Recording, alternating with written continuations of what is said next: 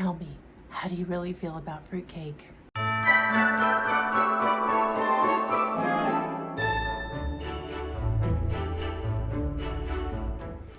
Welcome to the channel. I'm Stephanie, and in this video I'm going to talk about the rich history of fruitcake that's been around for hundreds of years in some way, shape, or form.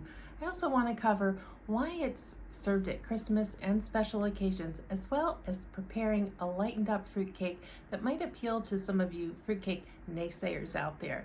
Let's get started. Fruitcake became associated with Christmas due to its rich, dense composition, which symbolized abundance and celebration. Historically, fruitcake dates back to ancient Roman times when a mixture of barley mash, pomegranate seeds, nuts, and raisins formed a kind of energy bar. As preservation techniques advanced, medieval Europeans added dried fruits, honey, and spices to their breads, which evolved into early versions of the fruitcake. The connection to Christmas specifically began in the Middle Ages, when dried fruits and spices became more widely available due to the opening of European trade routes. Using them in baked goods was a way to create something special for religious and festive occasions. The spices in particular symbolize the exotic goods brought by the wise men in the nativity story, tying the cake to the spirit of Christmas. Moreover, fruitcakes were ideal for winter celebrations because they could be baked in advance and preserved for long periods. The sugar, alcohol, and dense texture acted as natural preservatives, allowing the cake to last for weeks or even months. This durability made fruitcakes perfect for holiday gatherings and gift giving, solidifying their association with Christmas traditions. Now on this channel, I have a Thanksgiving menu and a Christmas menu for Victorian times, and you will see on there that fruitcake is featured in both. I also have a video on a presidential wedding, President Ulysses Grant's daughter, and fruitcake was served there as well, because until more recent times, right around the 1920s, the more kind of sponge cakes that we typically enjoy today, those were not quite in fashion until that time. So fruitcakes reigned supreme. And I have a really fun video. Many of you have probably already seen it if you subscribe here, but it's about the discontinued boxed cake mixes and the flavors. It's a nice trip down memory lane. That's a little offshoot, but if you would like to watch that, I'll link it below. Now let's go into the kitchen. I want to start this delicious fruitcake recipe for you. So to get started, you're going to first soak the nuts and fruits that are going in. So I've got 2 cups, I'm using pecans. You can use pecans or walnuts. 2 cups of raisins.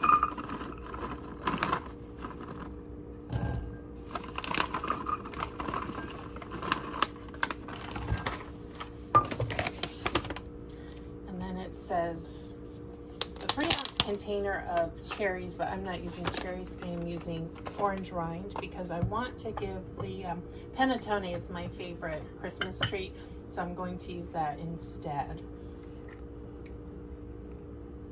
And this is an 8-ounce container of this. Just a little more. And then when you're choosing it says bourbon in the recipe. I'm going to use Crown Vanilla. This is what I use for all of my holiday baking. Like my pumpkin pies have this, and I do a pecan topping with this in it. So I just have a big bottle to get me through the season. Use one. I'm not trying to tell anyone how to spend their money, but because some, yes, of course, will be baked, but the soaking part of it, which is done after it's baked, and then it mellows with the raw alcohol poured over it. Get one that tastes good to you straight, not one where you sip it and you're like, oh, and it makes you cough. Get a nice, smooth, good tasting bourbon or whiskey that you enjoy. All right, so this needs 1/2 cup to soak, and I'm gonna leave it to soak overnight.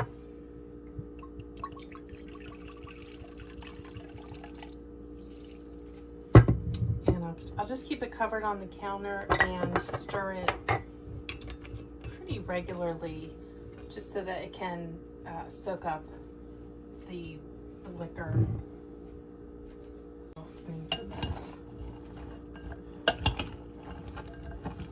And then this is all that's in the fruitcake, so it's not a bunch of, I know sometimes we can think it's mystery fruits, those glacé style fruits. And it reminds me a lot of my version that I made up probably 20 years ago. I would just do a pound cake recipe with some orange zest and put in really soft, fresh prunes, macadamia nuts, and extra orange zest. Not just a little, but I would really go pretty ham with the orange zest, and that would be my version of fruitcake. But I think this will be almost a similar taste because the batter is a pound cake.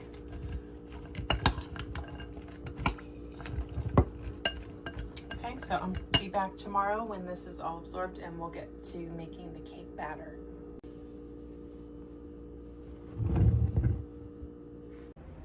Now let's talk about what puts the fruit in fruitcake. And this is glacé fruit, known as candied fruit or crystallized fruit, and it has a history that dates back to ancient times. This preservation method likely originated in the Middle East, where ancient civilizations discovered that cooking fruit in honey or sugar syrup could extend its shelf life and enhance its sweetness. The technique was later embraced by European cultures, particularly in medieval times, as sugar became more accessible due to increased trade with the East. By the 14th and 15th centuries, candied fruit became popular among European nobility and was used in festival desserts and confections. The process involves boiling fruit in a dense sugar syrup until the fruit becomes saturated and preserved, giving it a translucent, glossy appearance and a sweet, chewy texture. Commonly candied fruits include cherries, citrus peels, pineapples, and ginger. This is what you're going to commonly find in your standard fruitcake. Glacé fruit became especially popular during the holiday season and is often associated with traditional recipes, such as fruitcakes we're talking about here, different versions of it like Stollen in Germany and panettone, my favorite, from Italy. Today it continues to be a key ingredient in festive and celebratory baking around the world.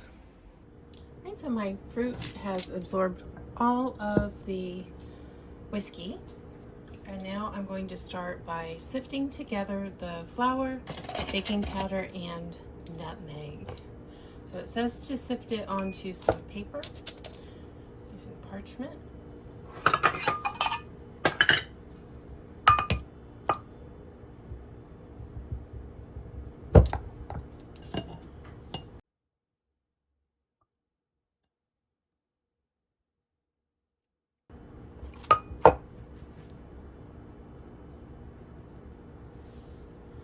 I think some of my fruit got stuck onto that. There it is. Now for nutmeg, I grate mine fresh. So here's a nutmeg pod if you've never seen one.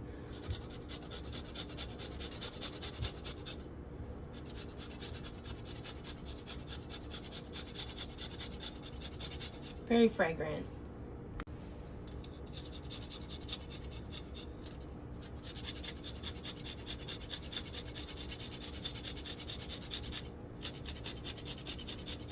So this is the only spice that will be in this fruitcake. It's not going to be as spiced as a more traditional style fruitcake will be. So the flavor will be coming from the post-bake alcohol. That's why I say choose a good one. And the nutmeg, very delicate, subtle flavor. Nutmeg has a rich history that traces back thousands of years and spans continents. Originating from the Banda Islands in Indonesia, known as the Spice Islands, nutmeg was initially highly valued for its unique flavor and medicinal properties. The use of nutmeg in cooking dates as far back as the 1st century AD, when it was used by the Romans. It found a place in early Roman recipes, particularly in spiced wines and savory dishes. In the Middle Ages, nutmeg's popularity in Europe surged due to its exotic aroma and perceived health benefits, which included being a remedy for digestive issues, the plague, and other ailments. At that time, nutmeg was so valuable that it was worth more than its weight in gold, becoming a sought-after luxury spice that fueled European exploration and trade.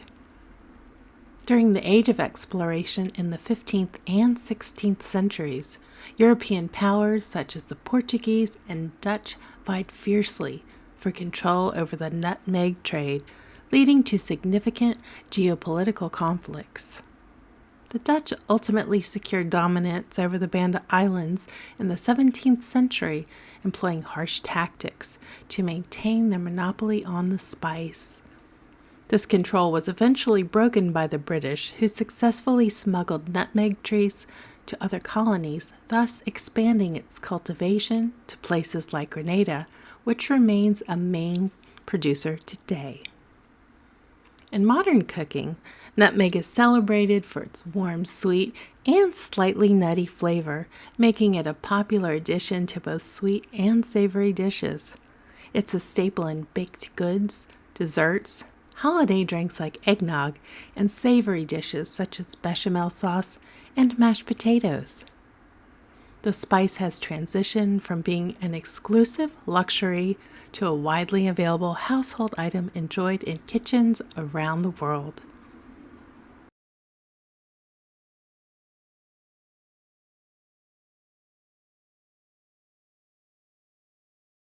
What distinct? And then my baking powder.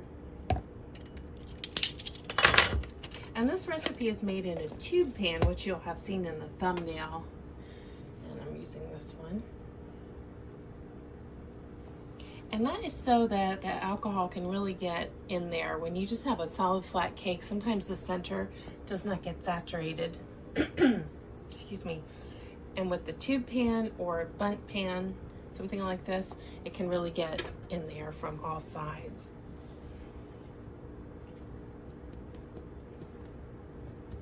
I'll sift this, and then next we get the mixing bowl out. So I've got softened butter, sugar, and vanilla in the bowl. And I'm going to beat that until, medium speed until smooth, light, and fluffy.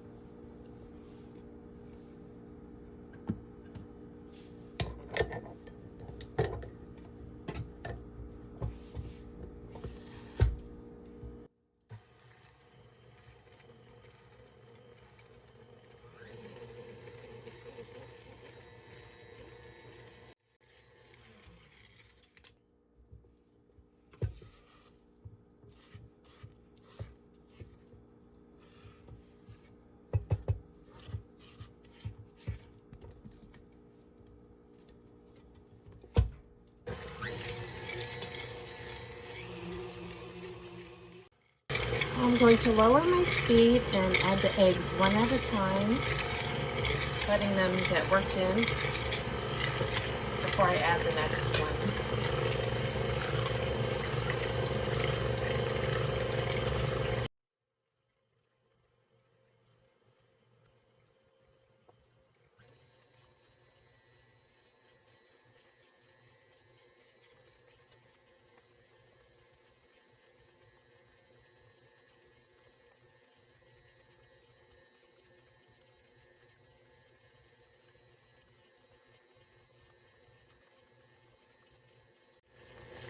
The last egg.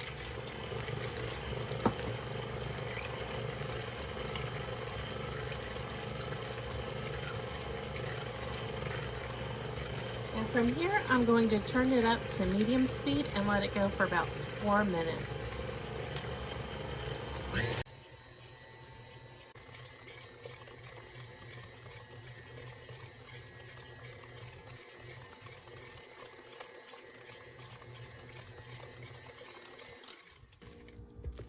Scrape down halfway through.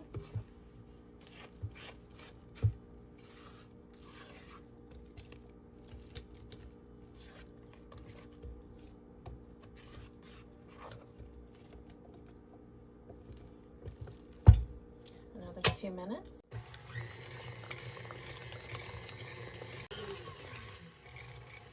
So now I'm going to go, let's see, my very lowest speed, and then start to add in the flour that I sifted with the other ingredients earlier. Maybe back a little bit. Low speed. I'm probably going to spoon it in.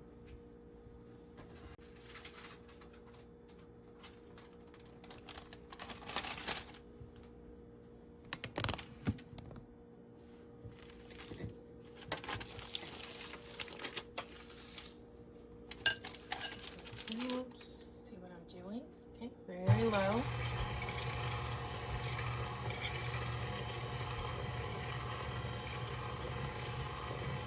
Don't want to develop the gluten.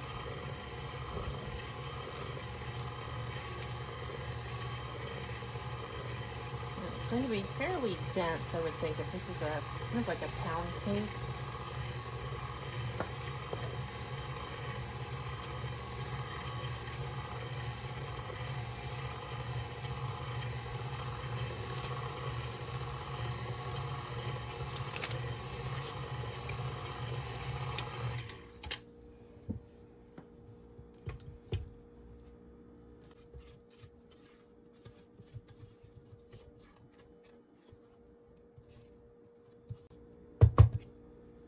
Put another spoonful in while I have the beater up.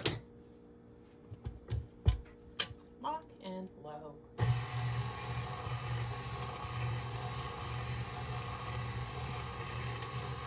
I smell the nutmeg, very fragrant. Do you grate your own nutmeg, or do you use it already grated?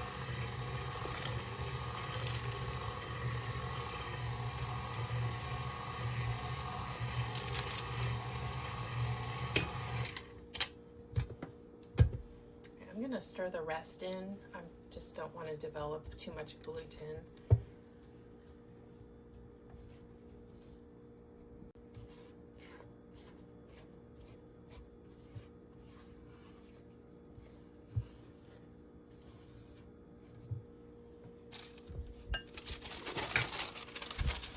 And about 1/3 of a cup left.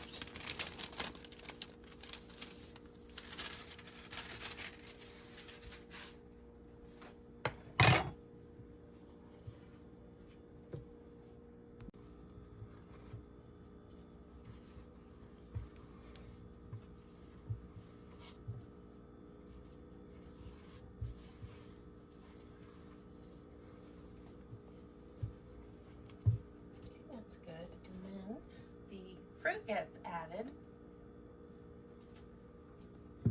or the fruit and nut mixture. I left my pecans whole. You can chop your nuts up.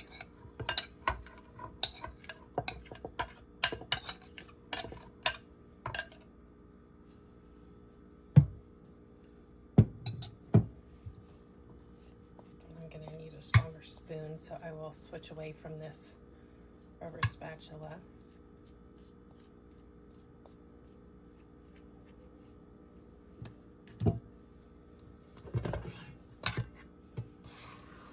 Just gently combine.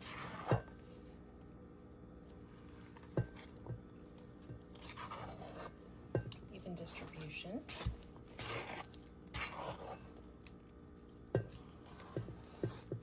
It looks like ice cream where you're folding in chocolate chips and nuts. I'm going to use my my messy spoon here to grab into any residue on the bottom.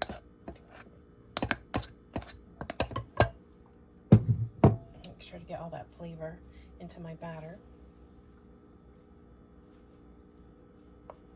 My oven, did I mention this? My oven is preheated to 350.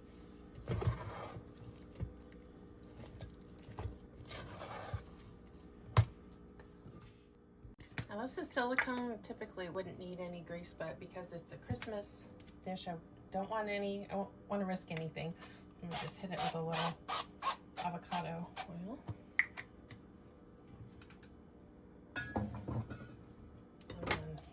rubber spatula out.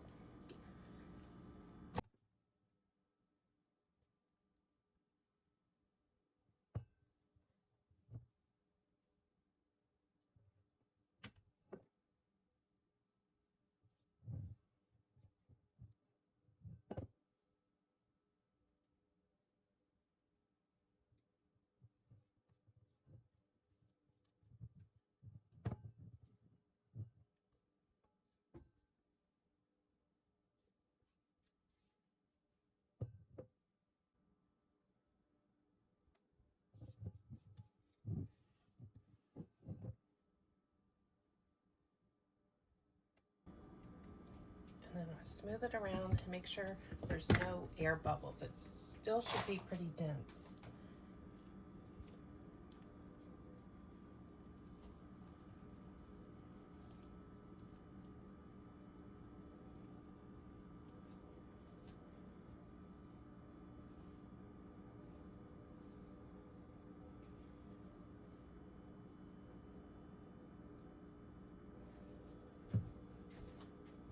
I have a glass of water here, let my fingers kind of clean off the sides.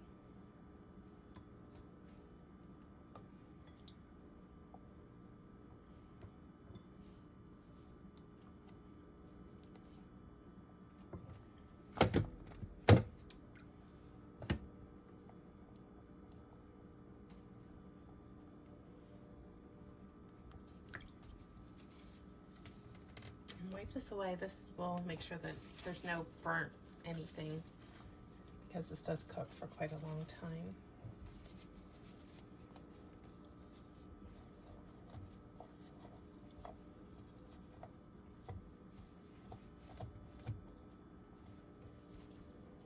Alright, so this is going to bake, I'll start checking it out about an hour. Uncovered. Alright, it's out of the oven. It took considerably longer than an hour. It actually took about an hour and 40 minutes, and I checked it. Now it's not completely dry, but I checked it until my tester came out clean. But I still feel some bounce in there, so I know it's not bone dry. I'm going to let it cool on a wire rack for, at least an hour, and then I will show you how to do the next step, which is the soaking of it in the whiskey that I'm using.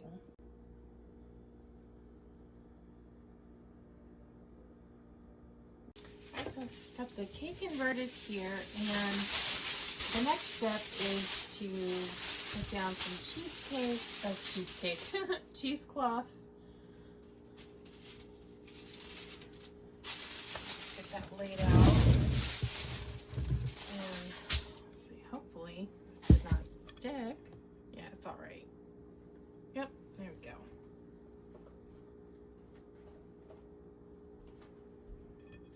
So I'll take it off of the plate, put it into this situation.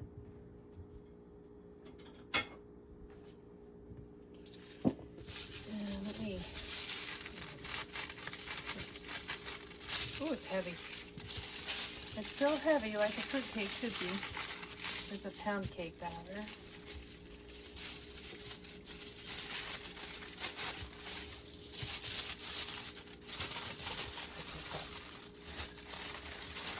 Good heavens.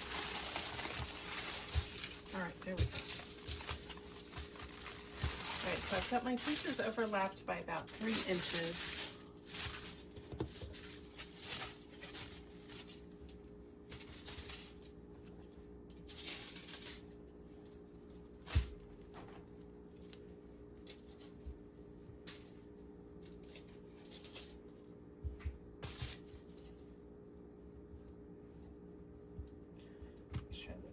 Touching all areas of the cake.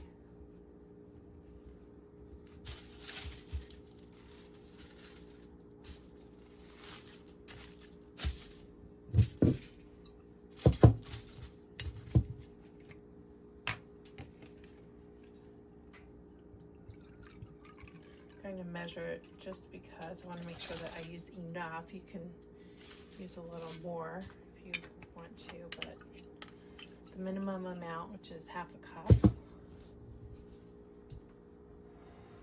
I'm going to spoon it over instead of pour it, just to make sure I get even coverage.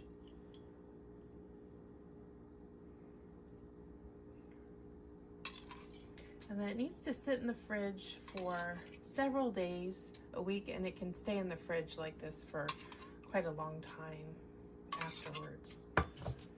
You know, some people who make these kind of like rum cakes months in advance, 3 months, and just keep adding more and more rum. You know, you could use rum with this. You know what else would be nice if it's your taste, is half amaretto and then half of whatever, you know, the brown. Any of the brown liquors are good for something like this. I might give it another drink in 2 or 3 days, see how it does. So once it's wrapped,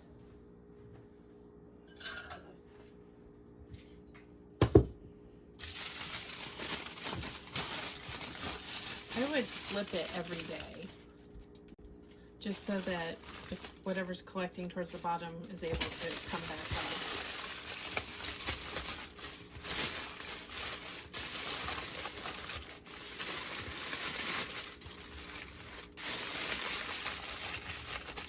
And then, I think maybe a week, give it a week, and then I will taste it.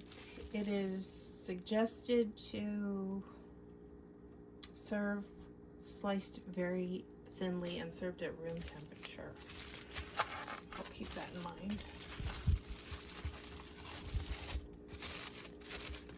For right now, though, I'm going to store it the way I just poured the whiskey onto it, and then I'll flip it every day. And we'll see how it is. I think it'll be delicious.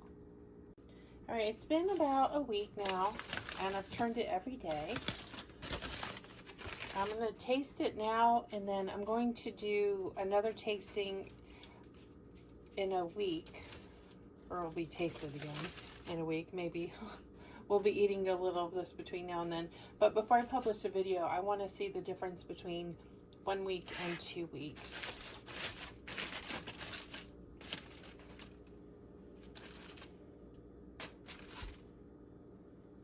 Oh, it smells delicious. Smells like cake, and it smells like the whiskey, the vanilla whiskey.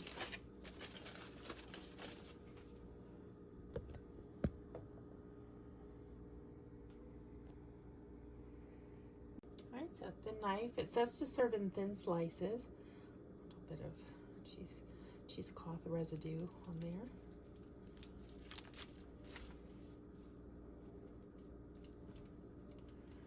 Pretty thin, about 1/3 of an inch.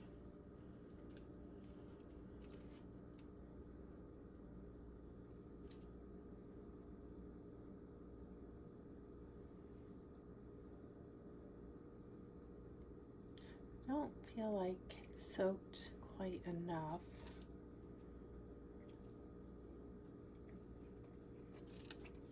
It's very tasty.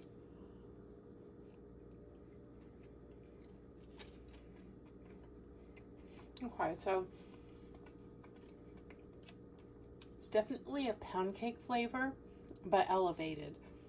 The nutmeg is very distinct. The whiskey, I can taste it. It's not overpowering. It has mellowed, but it absolutely adds flavor. And it tastes like fruitcake, but not unpleasant fruitcake. Yes, I really like this. It's very good. The nuts, I like everything in it. I love the nuts. I love the orange rind that I put in instead of cherries. You know, use what you like. You're the one eating it, so use what you like. Let me have another bite. This is very rich. I see why they say to slice it thinly.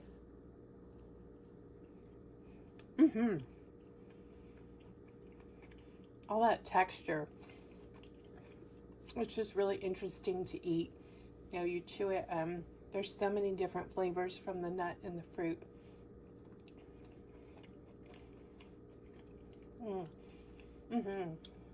Delicious. But let's see if it's more delicious in a week. I'm going to give it another, maybe a quarter cup total, gently spooned over and let it soak a little bit more. See what that does to the final outcome, and I will report back.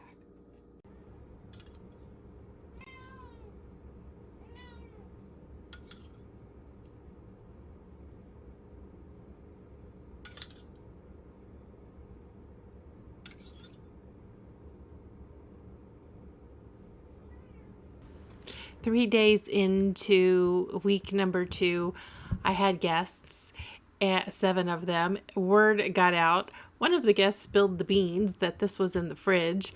It came out and it did not last the evening. Everybody loved it, 2 of which claim to hate fruitcake, devoured it as well, if that's a testament to how delicious this recipe is. Thank you for watching. Please give the video a like and consider subscribing and joining my channel. I would love to see you again. Happy holidays.